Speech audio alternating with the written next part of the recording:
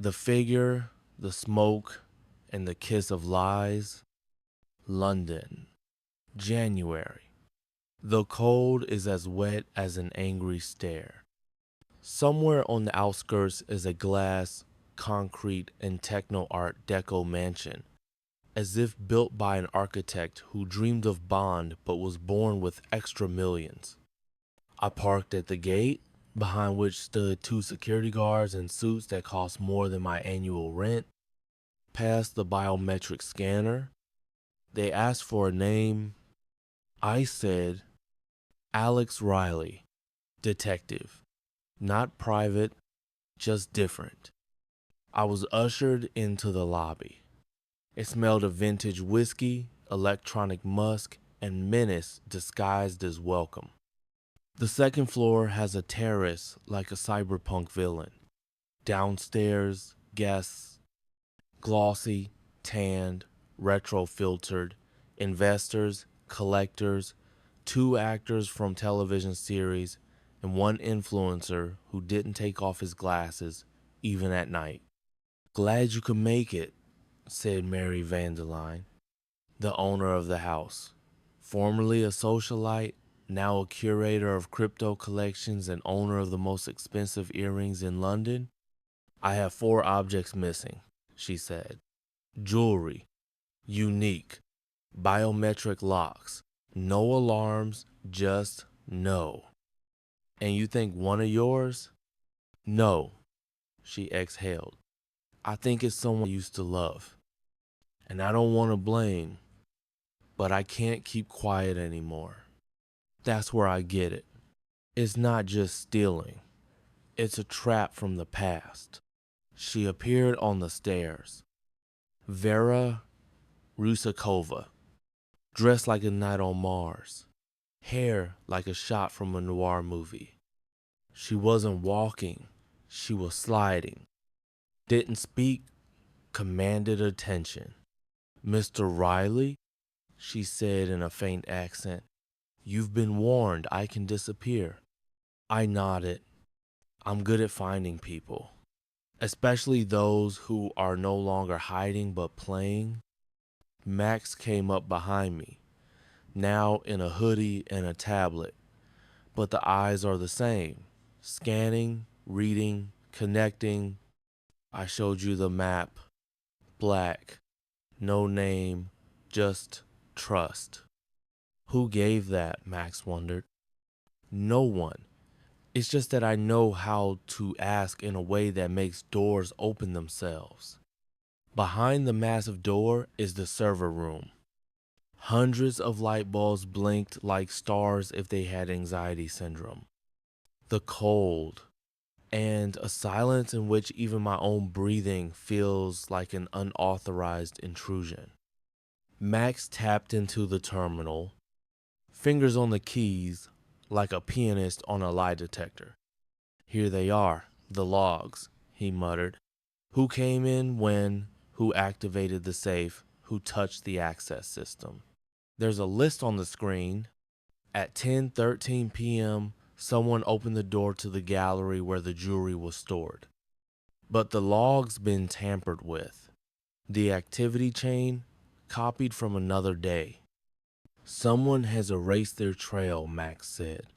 But not all of it. How's that? He turned the screen. The logic of the algorithm is perfect. But this delay? Right here. 6 seconds. Pause and an extra line. Not deleted, not noticed. 6 seconds is like a rustle on an old tape.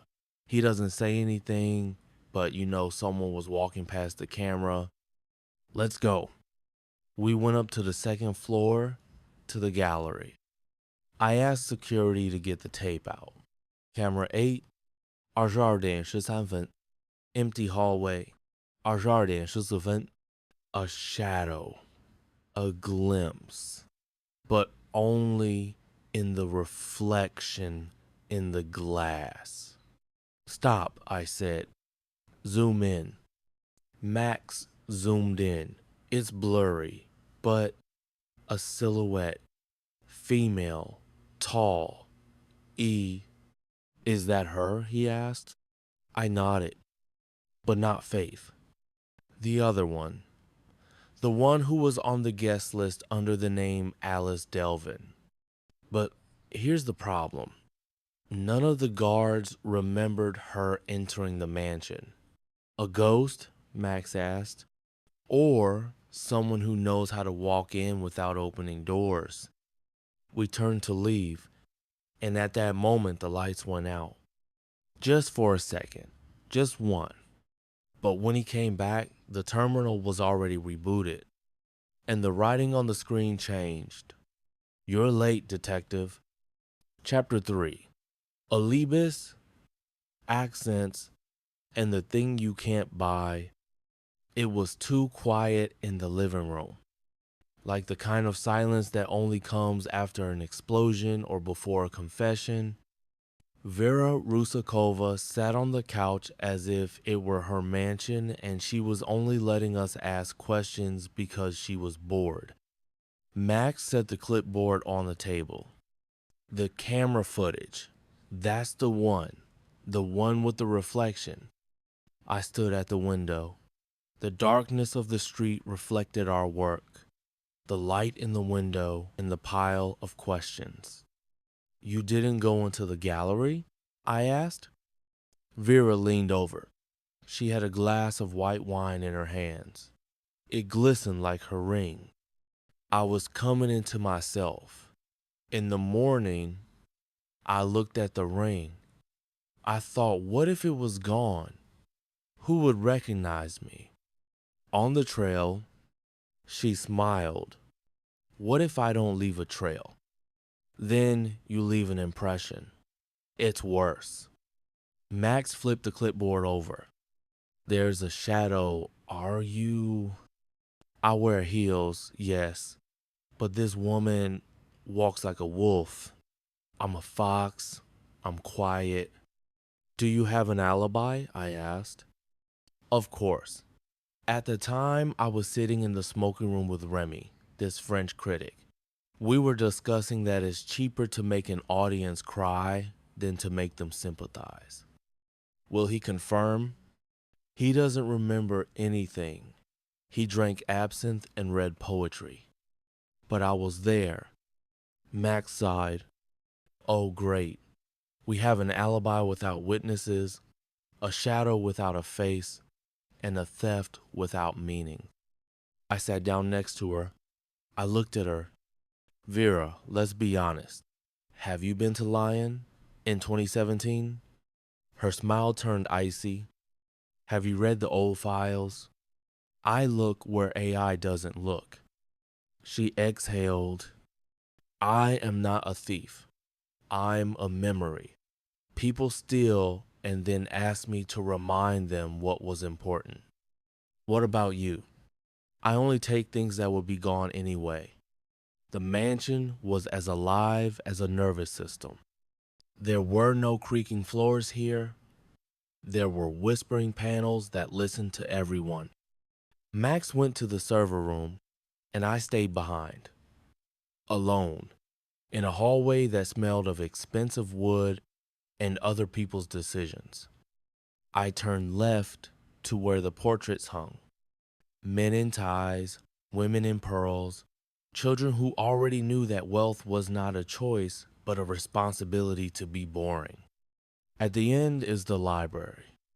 The door is ajar. The light is dim. I'm in.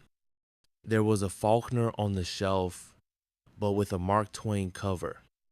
I pulled the book, and the lock clicked. On a shelf, behind a false wall, is a safe. Old, mechanical.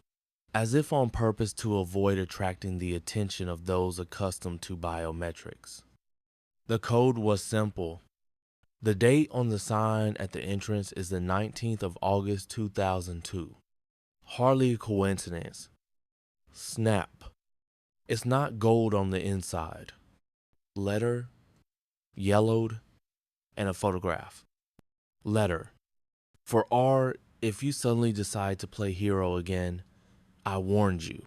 Once. I won't do it again. You think you're catching the past. In fact, it keeps you on a leash. The signature is illegible, but the ink is scarlet. The handwriting is familiar. Photo: 3 people. I'm in the middle. On the left is Vera. There's a guy on the right, dark glasses, smile. I don't remember the name, but I remember the feeling. He disappeared in Lion. He never came back. I stood in silence, as if everything around me had frozen. Did you find it? Max asked from over his shoulder. I didn't turn around. Yeah. And something more. What? I turned the photo around. Us. Before we were the ones watching. Max sat down next to him. He took the letter. Is that for you from her? Maybe. Or from someone closer than I thought. He hesitated for a moment. So someone knew you were coming. They didn't leave a clue. They left a reminder. About what? I sighed. That this isn't about theft or even murder. And the fact that we're all here because we've all been wrong once before. Chapter 5. The voice that shouldn't be heard. Night. The kind that even the wind doesn't blow in, as if it doesn't want to interfere. Max was asleep somewhere upstairs, covered in clipboards and charts. I didn't sleep. I was on the couch in the security room. Not because it was comfortable, because it was closer to the screens. Around 3:12, camera number 6 blinked out. Yard. Rustle. The alarm, it didn't go off. There's a silhouette on the screen. Women's floor-length coat. And an umbrella. Who walks around with an umbrella on private property when it's not raining? I stood up, passed by the stairs. Quiet, like a memory you don't want to wake up. Reached the north corridor. There's a door to the terrace. Half open. I'm out. The night smelled of pine trees, expensive perfume, and someone still around. Alex. Voice. Behind. I turned around. Faith. No one. Alex, it said again, but with an echo. From the speaker. Security camera. Someone recorded the voice and put it in the system. I rushed back. On the terminal, a new folder. It was called Tidings. Opened. Single file. Audio. Name Forensi 2016. I pressed play. You think you see who's to blame, but in these cases, you're not looking at the suspect. You're looking in the mirror. Shit, Max whispered, appearing behind me. This isn't just handwriting. It's someone who knows how you think. It's someone who knows who I was before I was me. We were silent. On the screen, the image froze. The picture blinked out. And for a second, just one, a face appeared in the corner. Blurry. But I recognized it. He's been dead since 2016. Chapter 6. Florence. The Shadow That Remained. Florence. August 2016. The city breathed art, heat, and wine. I was here on what seemed like a small case. Theft from an antique boutique collection. But behind the glitter of the figurines lurked something darker. Her name was Nicole, French restorationist. Fragile, with a voice that sounded like a piano in smoke. She wasn't stealing, she was guiding. She knew who, where, and for how much. And one time she said, Riley, you're smart, but you're playing on the wrong side. Why? Because you seek justice and you work with those who fear it. I didn't realize it at the time. And then there was a murder. Gallery curator, killed by a gunshot to the back of the head. And next to it is that statue, not missing, back, but already like a signature. The suspect is Franco Marini, artist, ex, mentally unstable, and, on paper, Nicole's ex-lover. He's gone, disappeared from the security camera right in front of my eyes, physically vaporized. And 3 days later, Nicole sent me a picture. Me? It shows me standing outside the Duomo. And a signature. Rye, you only see half. I've always seen all of you. 2024. Back to the mansion. I was standing at the window. The photo is still in my hand. It was in the records folder. It's like someone's compiled a dossier on me. Riley, Max called out. There's something else. What? A request in the system, in your name. From the intranet? Who? He showed the IP, device inside the house. I closed the photo. Started looking at the mansion as something other than a crime scene. It's like a prison cell from which someone is watching us. We're in a game we didn't start, I said. Who? Max asked. I looked toward the empty terrace, where it was raining rain that wasn't the one who remains nameless, someone who was behind the scenes, the one who has now decided to come out in the credits. 3:47. The mansion is asleep, but I'm not. Max is beside me. His face glows with light from the tablet, like an ancient battery-powered prophecy. The camera on the second floor is deaf, he said. The signal's gone. When? 3 minutes ago, we went up a corridor by the gallery. The lights are blinking. On the left is the door to Vera Rusikova's room. It's ajar. Vera, I called out. There was no response. I'm in. Inside, order. But he was too much. The bed is untouched. The suitcase is gone. The phone is abandoned. There's a note on the pillow, written in lipstick. I'm not running, I'm moving faster. If you catch up, you're ready. If not, you're a spectator. And I don't work for the gym. Max ran in. What? I showed the note. He silently reread it. Gone? No, I said. She cleaned up after herself, which means she's still around, or waiting for us to take the next step. We went back to the security room. I scrolled through the cameras. Camera 4, courtyard, 3:38, flash of light. 1 second. There's a face on the screen.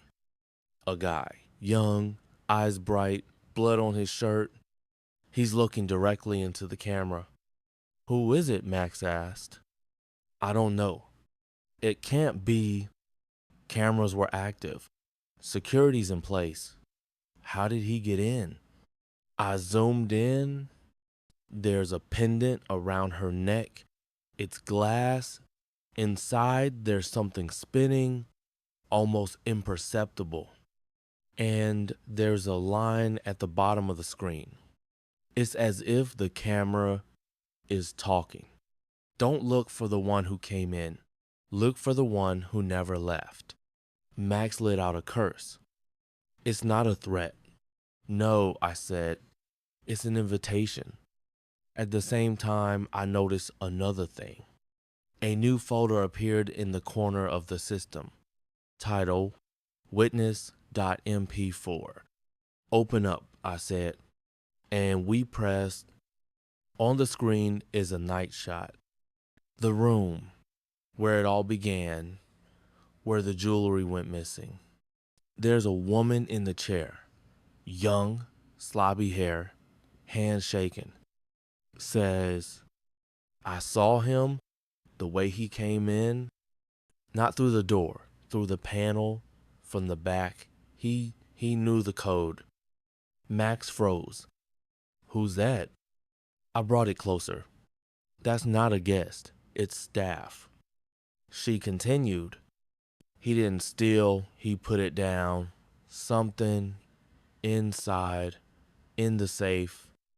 And then he said, Riley will still find it, but he won't believe it. And at that moment, a silhouette appeared on the video. It's that guy again. He leaned toward the camera, and he said, Hey Alex, 4:15. The mansion breathes wilderness. But now I know there's more than one guest here who wasn't invited. This is the basement, Max said. The signal point from the camera. He's down there somewhere, and he's waiting. We're down. The walls are concrete, but not damp. The ventilation is old, but it's on. There is dust on the floor, like the pages of a book no one has opened. But in one place, there was no dust. Max, flashlight. He shone the light. There's a stain on the wall. A square, barely visible. Border. I pressed it. It won't budge. I hit it. Nothing. He's a fake. I pulled a screwdriver out of my pocket. Habit. After a moment, the panel shifted. Behind her is the stash, but not empty. Inside is a case. Black, metal, with a code. There's a card next to it. The code is the date you lost faith. R. I froze. Max is silent because he knows there are days I don't talk about, not even to myself. Try it, he whispered. It's personal, damn it. It's all for you. I closed my eyes. He's not just a killer. He's an archive. He remembers everything I've tried to forget. We went down, but not to the people. We went down to the records. There are new files in the security room. There's a tablet on the table. Video number 14, taken from a camera that wasn't there. The angle is from inside Riley's office. Date, 3 hours ago. That's Max in the video, sitting, writing something. The room is silent. A silhouette appears behind him. It's coming up, looks, doesn't speak, just leaves a letter and walks away. I rewound it. I stopped it. Max, did you see him? Number I was alone. I held out the tablet to him. He turned pale. He was behind me. I didn't hear it. We found a letter. It was in the drawer. Max, you're the last one. If Riley lies to you, you'll know. He looked at me. Is there something you're not telling me? I paused. No, I lied. And immediately I felt it. Betrayal always sounds quieter than the truth. A name that hasn't been heard since 1997. 505. Mansion. Soon it will be dawn. But not the day was coming.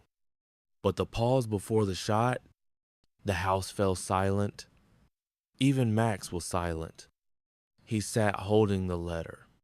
And I held myself, hastily, like those who can't be held. We decided to go back to where the night started, to the room where Vera was lying, or rather where she wasn't lying. The room was empty, but there's a book on the table, not just left behind, unfolded. The psychology of serial behavior, empathy as a weapon. Max raised an eyebrow. Is that a hint? It's inviting, I said. There was a stash in the closet. The bottom was sliding out. There's only one thing inside. Folder. The cover is stamped RK Confidential. I froze. Max asked, Is that. I nodded. It's my first case, or rather, it's not a case. It's him. I opened the folder. Name, Raymond Keir. Year of birth, 1983. Admission to the clinic, 1997. Status, closed surveillance. Observer, a practicum student. Name is Alexander Riley. Max Ahed. Is that you? Yeah, I was in my 20s. I was kinder. And he looked at me like no one ever had, not as a patient, as someone who knows you're going to betray him. There's a drawing in the folder. It's a child's. There's a man on it, no face. There's a sign in his hand. A is for Alex. I sat down. He was the first to say that letters could be a sentence. Max was silent. And you think he's back? I shook my head. I don't think he ever left. We went out into the hallway. And there stood Faith. Alive, whole, in the shadows. Were you looking for me? She asked calmly. Where have you been? Max asked. I didn't leave. I was watching. Why? She looked at me. To realize who you are now. And she handed me a letter. You left me in 1997. And now I leave you in 2024. RK. Max clenched his fist. It's him. It's definitely him. I remained silent. Because he knew the name Raymond came back for a reason. 539. Mansion. The streets are quiet, but not calm. And one where the anxiety is already curled up, waiting for you to find it yourself.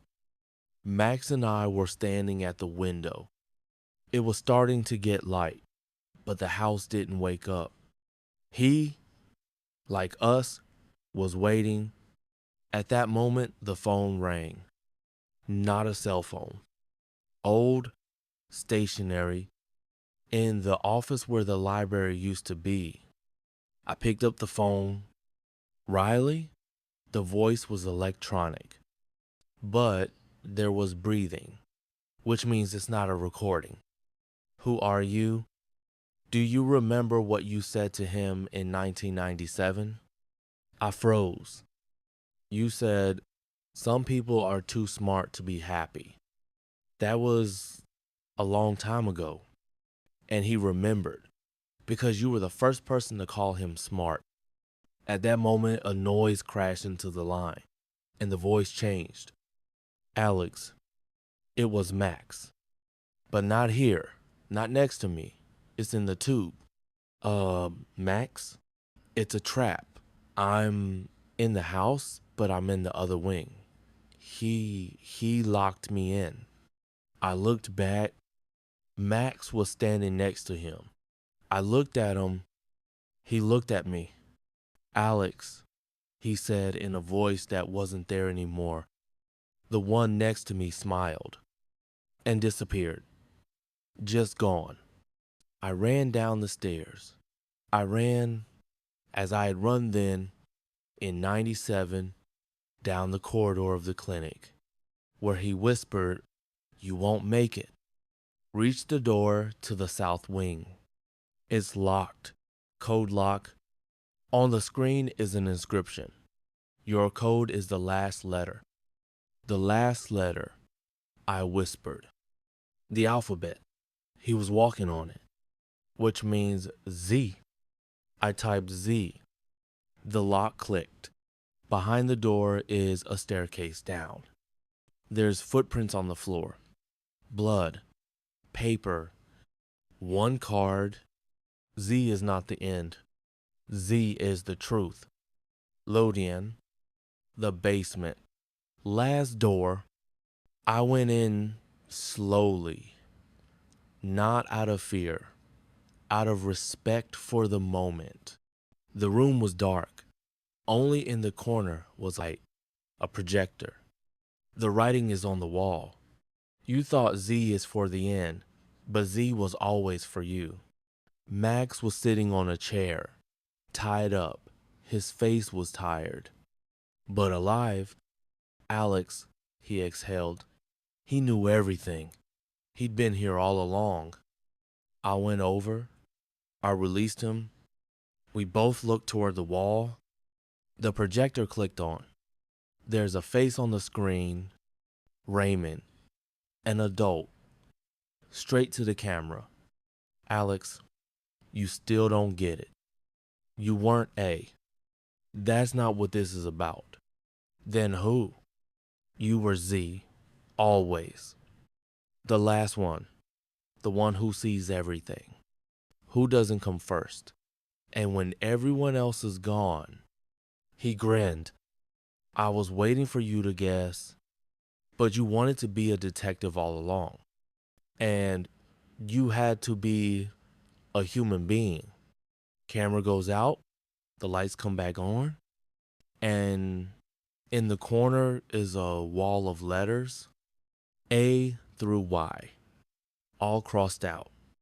One Z is lit in red. It's you, Max whispered. I walked over, and on the wall is my portrait, Polaroid, signed, Z is for the one who finishes the sentence. I took it off, and he said, then let me finish it. I called police, FBI, everyone we could.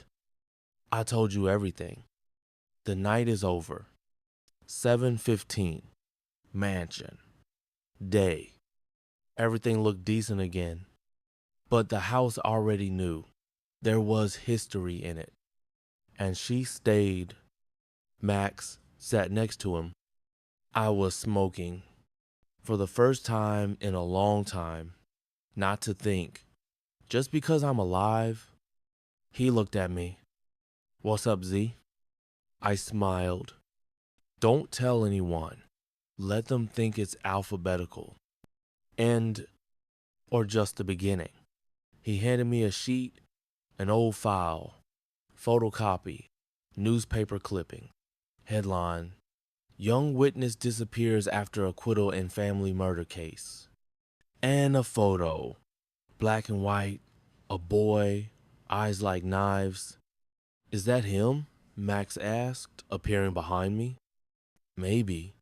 I don't recognize the face, but the handwriting, I recognize the handwriting on every note at a crime scene. I didn't get a chance to say anything. The alarm went off. There was a commotion on the lower deck. Panic. Someone was screaming. They opened the safe. Weapons are gone. We rushed downstairs. The safe was indeed broken into. One gun, gone. All that's left is the paperwork. There's a card on the floor, a playing card, Jack of Hearts. It has writing on it, J for Justice, yours Arkansas. Max turned pale. It's your initials. I clenched my teeth because I realized the killer wasn't just playing around. He brings me to the stage. He wants me to realize that the ending is mine, or his, but not someone else's. We gathered everyone in the saloon. The ship has stopped.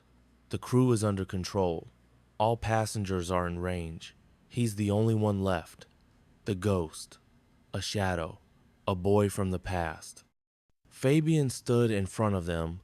He spoke softly, but every word was like blow on glass.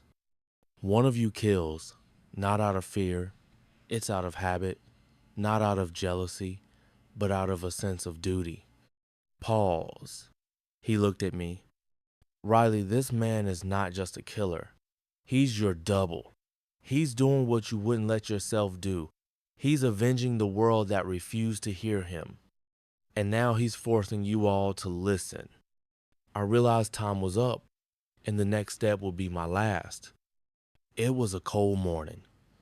London, February, gray city, gray coats, gray people. And I'm Alex Riley. Not a detective then, just an investigator in the juvenile department. Too honest to give up and too stubborn to stay out of trouble. The case came in a brown folder. On the cover, there are only initials. RK, a boy of 14. Parents found dead. Stabbed. No sign of forced entry. He was at home. The only survivor. He said he was asleep. The name, I remembered it right away. Not because of the sound, it was the look. He didn't cry. He didn't tremble. He didn't defend himself. He looked at us as if he had already seen it all. The trial, psychologists, prison, the escape. And the silence afterward, I couldn't prove his guilt at the time. All the evidence was circumstantial. He didn't snap. He didn't give up. He memorized his role by heart. We didn't find a weapon, no motive, just a strange note in his notebook. Pain is what binds. Without pain, they'd still be gone. A psychologist diagnosed him as sociopathic but not dangerous. The court released him, custody. 2 months later, he disappeared. Disappeared from all the databases, all the archives, like he'd vanished. But I knew they don't disappear. They come back. When you're least prepared. Now, in 2025, I'm standing aboard a steamship, and I can feel the past catching up with me because the handwriting in the notes is the same. The wording, the vocabulary, the cold poetry of revenge. I pulled an old photo from the archives. I accidentally put it in my wallet before I left. Subconscious or a premonition? Max walked over, silently, looked at the photo. Is that him? I think so, but I can't prove it. The face has changed, but the eyes haven't. Max exhaled. If it's him, then everything on board is his stage and we're his audience. I press my lips together. Not just the audience. One of us is a hero. One of us is the anti-hero. It's just a question of who's going to outplay who. And somewhere in the darkness of the ship, among the shadows and gold, he, that same boy, was already preparing to take the next step. Chapter 12. When everything becomes a mirror, coming back to the present was like a slap in the face. It was sharp, wet, and smelled of salt air. I stood on the stern, smoking, and staring at the reflection in the window. And for the first time in a long time, I didn't recognize myself. Max was there, didn't speak, just stood there. He knew when silence was the best way to be supportive. I know who he is, I said at last, but I don't know how to find him. He became someone else, but he's still himself. Max nodded. He's doing everything he can to make you remember, to make you feel. He doesn't just kill, he brings it back. We went to a meeting at the salon. This time on my initiative, I wanted to see the faces, their reactions, their masks. Everyone was there. Pennington is as sweaty as an accountant before an audit. Miss Bowers, tense, hands folded as if praying. Rosalie is angry, tired. Jacqueline is washed, sober, a face like after confession, but not forgiven. Simon is grim, His arm is bandaged. The look is that of a man who no longer plays. "We're nearing the end," I began, "and if anyone thinks they can just wait for sure, they're wrong. The killer doesn't wait. He's taking them out, one by one." I went to the board. There are cards on it, pictures, lines. In the center, a new word, reflection. He doesn't just hunt, he creates reflections, scenes that repeat themselves, movements he saw as a child. It's not just revenge, it's rehearsal. Playing with the past we've forgotten. He hasn't. Max added, "Everyone who has died has a moral connection. Lynette is greed, Saloma stupidity, Simon greed. It's like a moral parable." I looked into everyone's eyes, and what I saw in them was not fear. I saw expectation, because everyone now knew they could be next, or was already in the game. No one slept that night. The crew was armed, the cabins were locked.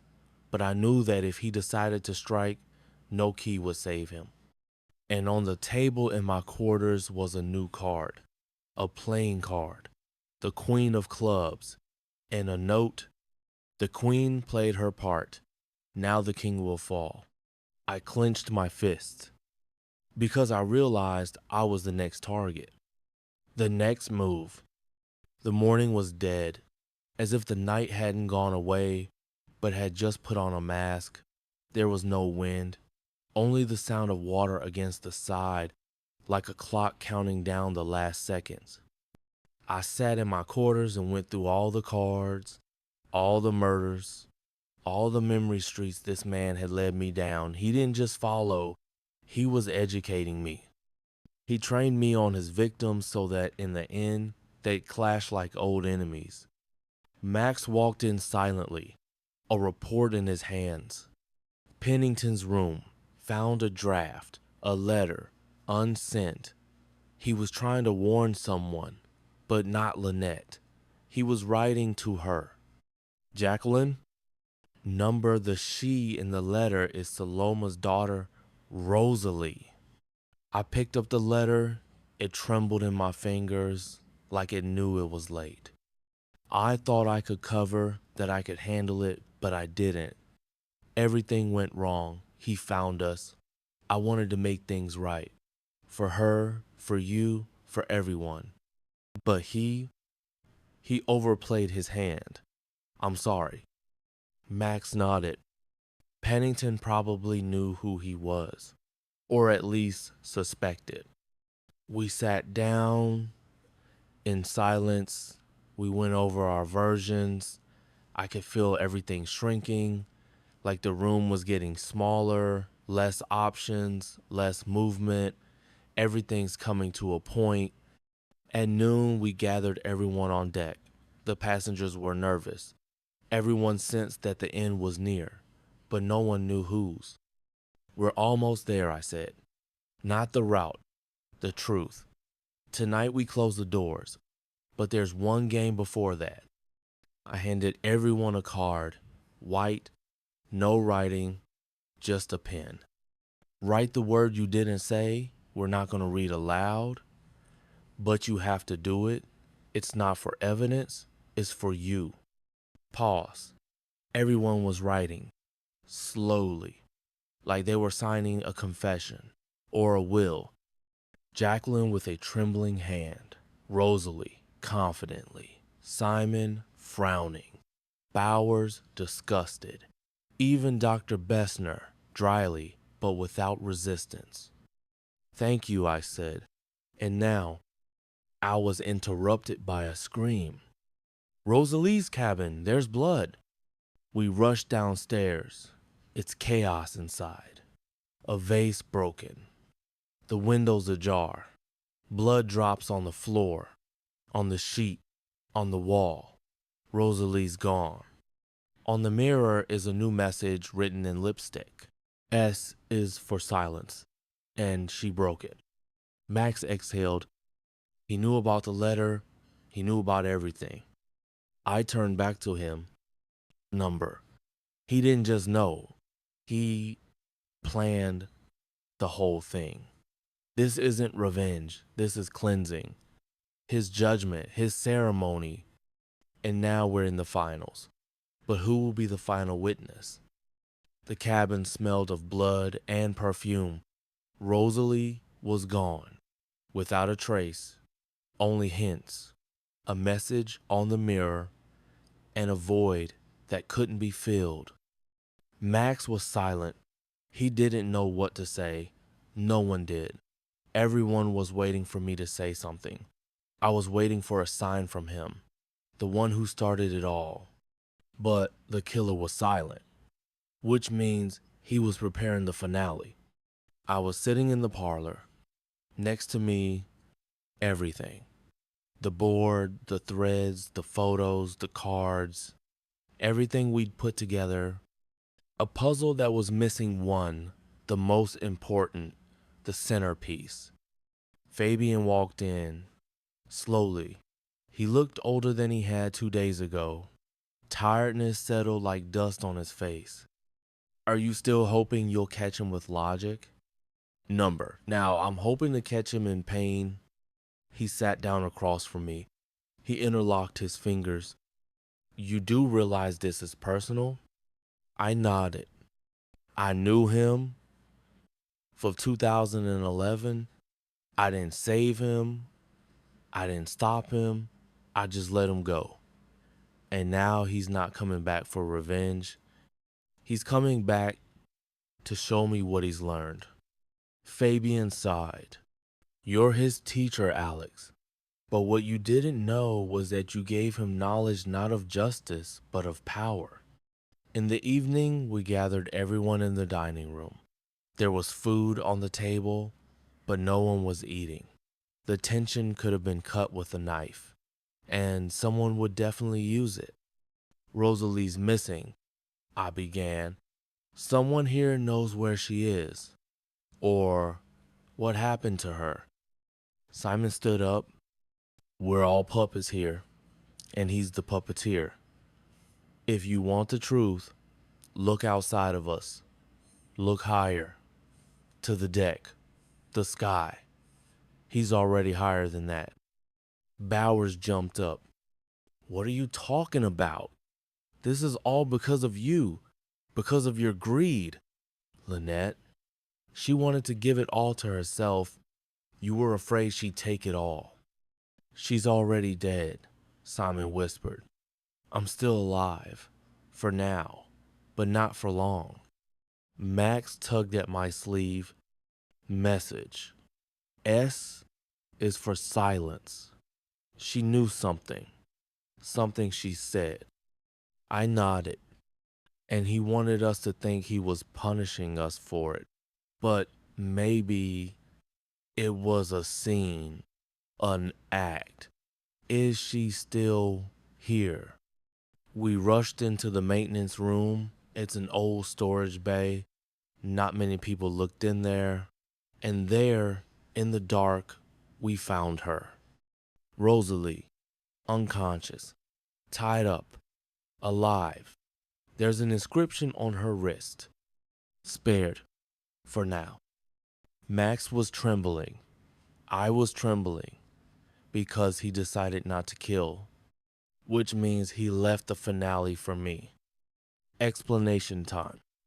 I sat by Rosalie's bedside. She was asleep, serene, as if the last 3 days had been a bad dream. Dry blood in the corner of her mouth, the rope marks on her wrists, but she's alive. Max brought water. He put it down silently. We didn't speak. We didn't need words anymore. We'd reached the point where explaining would only delay the inevitable. He's playing with us, Max said at last. But why you? I shook my head. Because I didn't save him, because I left him in that room, because I'm the first person who should have seen it and I didn't. Fabian walked in. Without warning, he looked calm, too calm.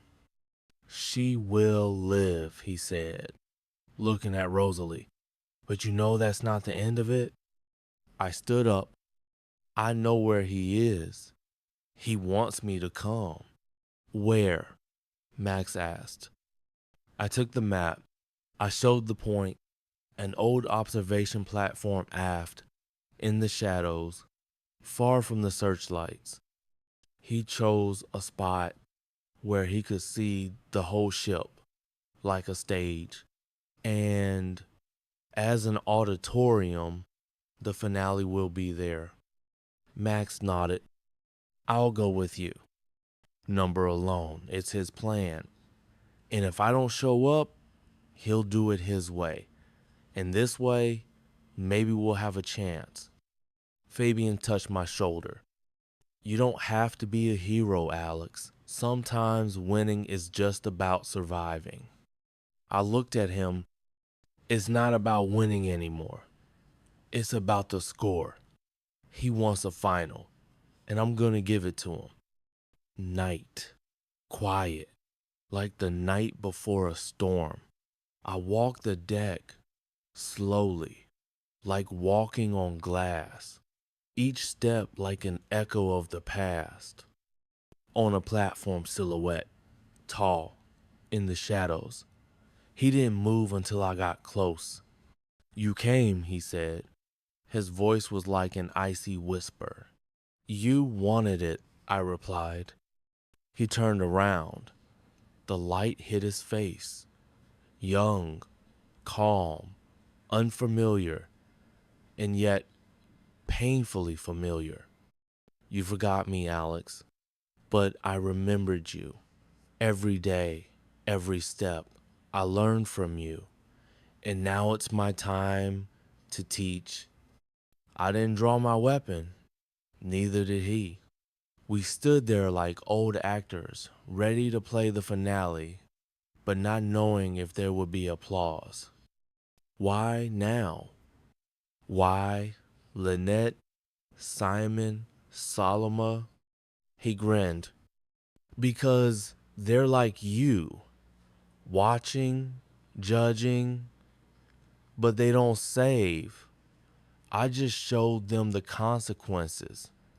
And for you, I'll show you the truth. He took a step. I didn't back down.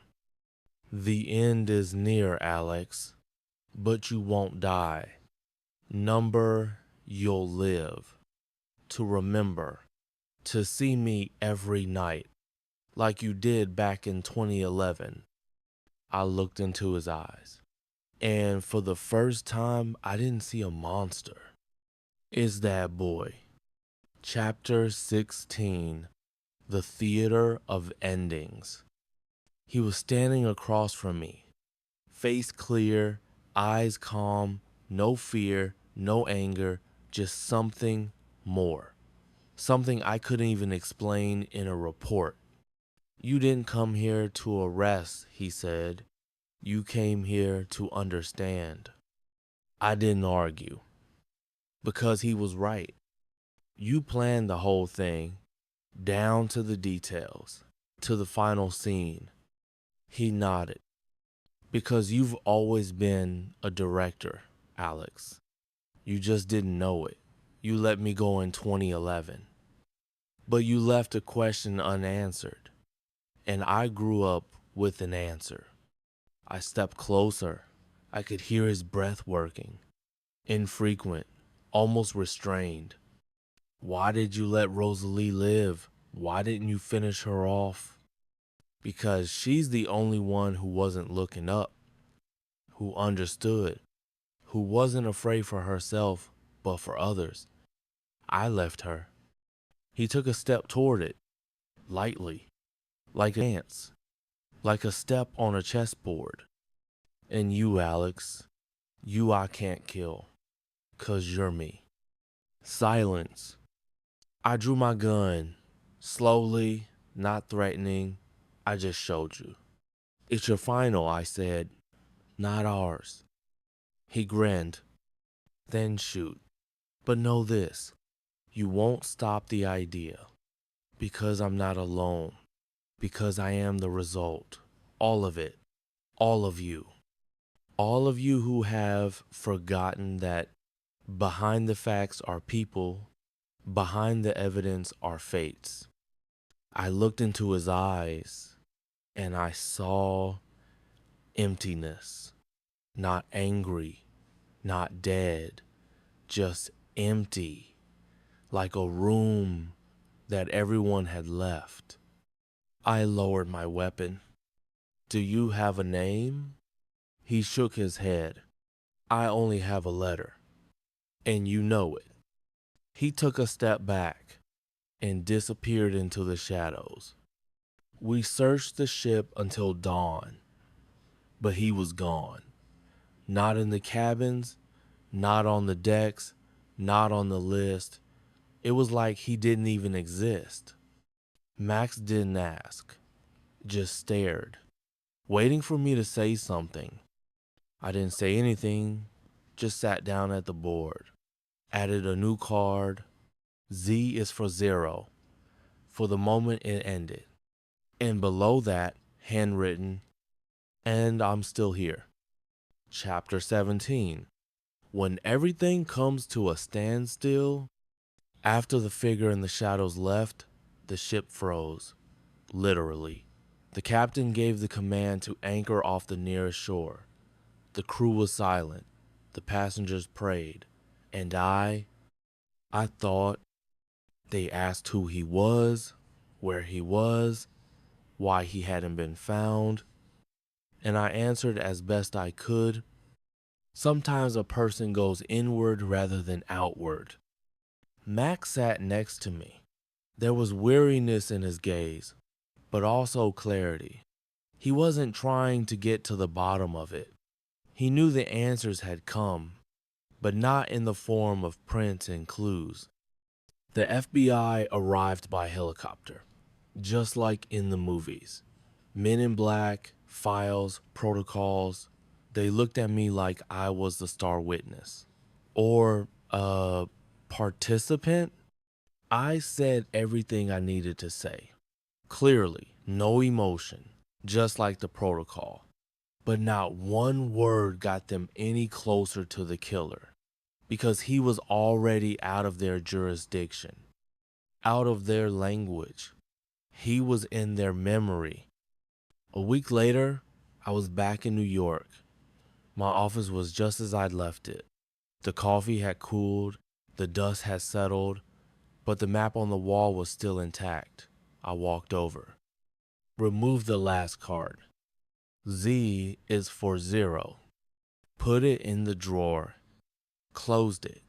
Never opened it again. Max came in later. He was holding a box. In it was a file. Old, yellowed, title, arcade case, closed 2011. Do you think we should open it? He asked. I shook my head. Not anymore. Everything we need is in our heads. The rest is noise. The next day, there was a strange incident in town. Not a murder, not a fire, just a disappearance. A man went out into the street, never came back. There's a card on the bench. A new alphabet begins. Max brought it to me. His face was white as chalk. Is that him? I was silent for a long time. Then I said, or someone who read, who watched, who understood. And then we realized this story is over, but its text is still being read, and that means it's still alive. I sat down at the table. I took out a notebook, and I wrote the title, A New Alphabet. The first letter is shadow. Max poured coffee. We weren't looking at each other. We were looking out the window. Somewhere beyond the skyscrapers among the lights, a new name was already forming. It's been 3 months. Summer in New York is like heat in hell, only with takeout coffee. I was coming back to life, slowly, like a man learning to walk after a fall. Every day, no cards, No messages without him. But one morning, a letter appeared on my desk. Unstamped, no return address. Only 2 letters on the envelope. R. I opened it. The paper was old. The handwriting was unfamiliar, but there was something painfully recognizable in every line. There were no threats. There was no confession. Just reflection. You were looking for a killer, Alex. You found yourself. Everyone who stands near death stares into it long enough one day to see his own reflection. I am not your enemy. I am your result. You built me by not stopping me once. And now you're going to become something for someone else yourself. For the next one. We are all links. A chain. And everyone thinks they're the last. But he's really the first. Signed at the bottom. RK. Again. Max came in a minute later. He saw the letter, didn't ask, just sat down next to it. We were drinking coffee. We looked out the window. The city was alive, making noise, screaming. And in that noise, I heard the silence again. The same silence that began with the letter A. Suddenly, I realized this story isn't over until someone says, "That's enough." But today is not the day. Because I got the board out again. I cleared a space and pinned up the first card of the new case. It has 1 letter on it, N. And the inscription, not again. The end, London, reign and business. No one loved mornings in London more than me, Private Detective Alex Riley, because mornings here always smell of coffee, cigarettes, and cases that are best not remembered over breakfast. Max came in, sitting by the window, flipping through the newspaper, pretending to look for the weather forecast. In reality, he was reading scraps of news, like a criminal reading an escape plan. "Have you ever been to Egypt, Max?" I asked, keeping my eyes on the photos scattered on the table. "Only in my dreams, where I was losing to a camel at chess," he replied without a shadow of a smile. There was a postcard on the table, heavy paper signed in ink, Karnak, a luxury steamship on the Nile, and below that, a name, Lynette Ridgway Doyle. An heiress, millions, and a threat. Direct. There was a letter attached to the card, handwritten, stamped by a Mayfair law firm. It asked him to accompany Mrs. Ridgway Doyle on her wedding cruise as a private security consultant. "Do you think we should intervene?" Max asked. I nodded, because if someone wastes ink and a stamp on threats, then they're not kidding. Chapter 2, Aswan. The ship and the dolls. The steamer Karnak stood at the wharf like a gilded corpse. Everything about her was too smooth, too white, as if someone had tried to disguise the chaos. I came aboard in a gray raincoat that had seen more business than a British court. Max followed with a suitcase that contained more notebooks than clothes. We were met by the cruise manager, a man with a face like a bank receipt, everything in place but nothing superfluous. He knew who we were and he knew why we were there. Inside our faces, rich, oily, smiling, everyone was hiding something, especially those who were trying to look calm. "Who's the customer?" Max whispered. "Lynette, officially. And unofficially, someone who can already smell death," I answered. There she was, Lynette, beautiful as a jewelry store window, eyes that reflected the shore, money, and maybe fear. Simon Doyle next door, husband, the shine of shoes. But there's a click inside, like a trap. And in the distance, Jacqueline, ex-girlfriend, ex-fiance. The real problem, staring at Lynette like a cat at a crystal mouse. Max and I exchanged glances. I bet a bottle of whiskey that this story ends with a gunshot. Or two, Max said, and below us is denial. Calm, like he's faking it. Aswan. The ship and the dolls. The steamer Karnak stood at the wharf like a gilded corpse. Everything about her was too smooth, too white, as if someone had tried to disguise the chaos. I came aboard in a gray raincoat that had seen more business than a British court. Max followed with a suitcase that contained more notebooks than clothes. We were met by the cruise manager, a man with a face like a bank receipt, everything in place but nothing superfluous. He knew who we were and he knew why we were there. Lynette Ridgway Doyle appeared almost at once. She didn't walk, she glided as if she were on a stage instead of a deck. Her beauty was as flawless as a debt-free bank statement. But in her eyes, something trembled. "Mr. Riley," she said, "thank you for coming. I'm not sure I'm going to need you, but I feel better."